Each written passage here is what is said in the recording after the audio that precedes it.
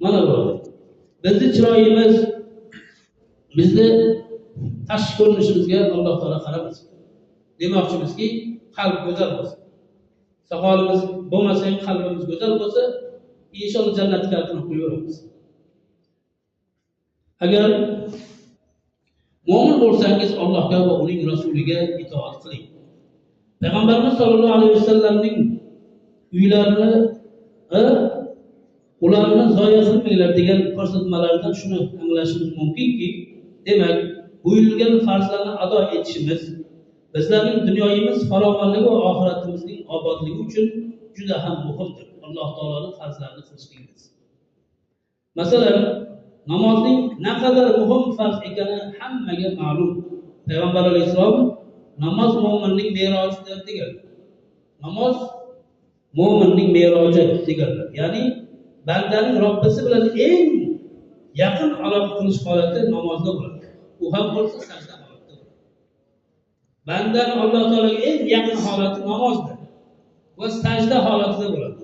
Sajda paytida Alloh taolo bilan banda juda yaqin.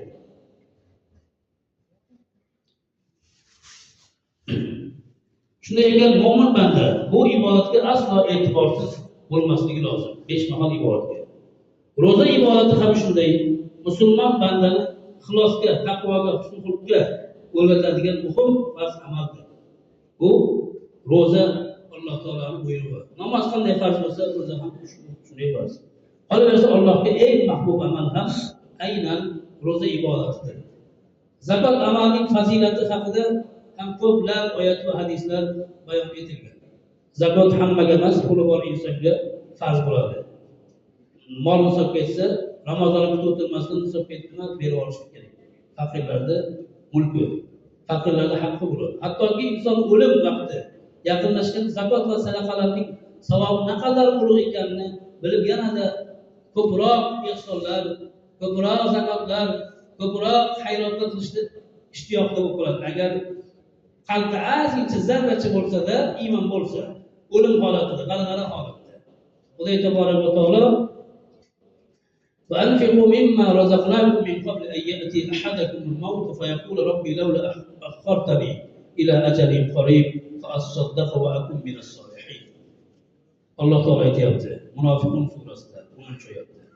Sizlarning har biringizga o'lim kelganda, ey Robbim, meni ozgina tirik qoldirsangchi, men sadaqa qilib solih bandalardan bo'lsamchi deb qolishdan ilgari